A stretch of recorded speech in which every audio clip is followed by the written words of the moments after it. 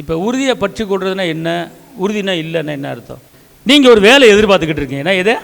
உங்களுக்கு உங்கள் மகனுக்கு ஒரு வேலை எதிர்பார்த்துக்கிட்டு இருக்கீங்க, அல்லது உங்கள் மகளுக்கு ஒரு வேலை, ஒரு நிரந்தரமான கவர்மெண்ட் வேலையோ அல்லது ஒரு ஐடி கம்பெனியில் வேலையோ, ஒரு நல்ல குறைஞ்சது மாதம் 50,000 60,000 சம்பாதிக்கிற வேலையோ நீங்கள் எதிர்பார்த்துக்கிட்டே இருக்கிறீங்க. ஏன்னா நீங்கள் பையனை பார்த்து பேசுகிட்டே, கவலைப்படாதரா, ஏசப்பா இருக்கார், உனக்கு பெஸ்ட்டான வேலையை கொடுக்க போகிற, தைரியமாரு அப்படின்னு சொல்கிறீங்க. இப்படியே சொல்லி சொல்லி அவனை பலப்படுத்திக்கிட்டு உங்கள் மகனை பார்த்து நல்ல வேலை கிடைக்கும்டா, கவலைப்படாதரா, கர்த்தர் உங்கள்கிட்ட இருக்கிறா, இப்போ நீ கஷ்டப்பட்டுக்கிட்டு இருக்கு. இதெல்லாம் ஒரு அனுபவம். இப்போ 4 இடத்துக்கு இன்டர்வியூ போயிருக்க, வேலை கிடைக்கல, அவனை பார்க்க போயிருக்க, இவனை பார்க்க வேலை கிடைக்கல. இதெல்லாம் எது கேட்டால் இன்னும் தெரிஞ்சுக்கணும் கஷ்டம்னு என்ன. நீ டக்குன்னு உனக்கு வேலை கிடைச்சிட்டா உனக்கு துக்கம் தெரியாது, கஷ்டம் தெரியாது. எத்தனை பேர் இப்படி கஷ்டப்பட்டுக்கிட்டு இருக்காங்க. அப்போ கர்த்தர் சொல்கிறார் சங்கீதம் 119:72, நீ உபத்திரப்பட்டது நல்லது, கர்த்தருடைய பிரமாணங்களை நீ கற்றுக்கொண்டா என்ற வசனம் இருக்கிறது. அதனால் நீ வேலைக்கு அலையிற, அங்கே அலையிற, இங்கே அலையிற, வேலை கிடைக்கன்னு சொல்கிற, இதெல்லாம் உனக்கு நன்மையில் முடிய போது, ஏசப்பா உன்னை கைவிட மாட்டார், கண்டிப்பாக ஏசு அற்புதம் பண்ணுவார் அப்படின்னு சொல்லி அவரை உறுதியாக நம்பி அவர் மேலே பட்டுதல் வச்சு நீங்கள் என்ன பண்ணுறீங்க, உங்கள் மகனுக்கு நீங்கள் சொல்கிறீங்க, கவலைப்படாத ஏசு இருக்கிறார், கவலைப்படாத ஏசு இருக்கிறார், கண்டிப்பாக உனக்கு அற்புதம் செய்வார், மனித உலகத்தில் தயவை கொடுப்பார், மனித உலகத்தில் ஒன்று மேன்மையாக்கார், தைரியமாரு தைரியமானு சொல்லி சொல்லிகிட்டே இருக்கிறீங்க. இப்படி 1 வாரம் சொல்கிறீங்க, 2 வாரம் சொல்கிறீங்க, 3 வாரம் சொல்கிறீங்க, ஒரு 3 மாதம் சொல்கிறீங்க, ஏசு இருக்காரா, கவலைப்படாதரா, ஏசு இருக்காரா, கவலைப்படுறா, அவர் உன்னை கைவிட மாட்டாரா, கைவிட மாட்டா அப்படின்னு சொல்லி ஒரு 3 மாதம் சொல்கிறீங்க.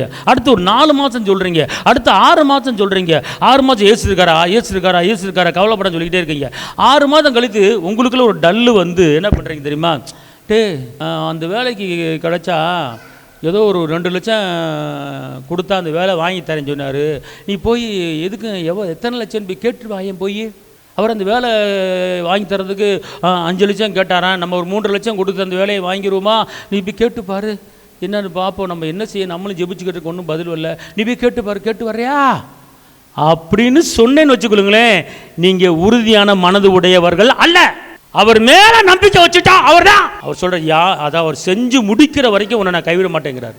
நான் சொன்னதை செய்யும் அளவும் நான் உன்னை கைவிட மாட்டேன் என்று வாக்கு பண்றார். நான் உனக்கு என்ன சொன்னனோ அதை நிறைவேற்ற அளவுக்கு உனக்கு மறக்க மாட்டேன் வாக்கு பண்றேன் அப்படிங்கிற. அங்கதான் நம்மளுக்கு டெஸ்ட் நடக்குது. அங்கதான் ஏசப்பா நம்மளை வைக்கிறார், டெஸ்ட் பரிச்சு வைக்கிறாரு. பரிச்சை என்ன செய்யும்? ஒரு வசனம் என்ன சொல்லுது? பரிச்சை சோதனையை கொண்டு வரும் அப்படின்னு சொல்லப்பட்டிருக்கு. பரிச்சைனா இதுக்கு டெஸ்ட்டு. அப்போ இதில் நீங்கள் அதில் மனதை ஸ்ட்ராங் பண்ணிங்க. அவர் தான் எல்லாம், அவர் தான், அவர் கண்டிப்பாக செய்வார். ஏன்னா அவர் ஏன் செய்வார், எப்படி செய்வார், வேலை எப்படி கிடைக்கும் அப்படின்னு கேட்டால், அவர் ராஜாக்களை தள்ளுறவர், ராஜாக்களை ஏற்படுத்துகிறவர், ராஜாக்கள் இறுதி அவர் கருத்தில் இருக்கிறது, ஒரு மனதை மாற்றி அமைக்கக்கூடிய வல்லமை படைத்தவர், அவருக்கு எல்லாமே தெரியும். அப்படி நீங்கள் என்ன செய்யணும்?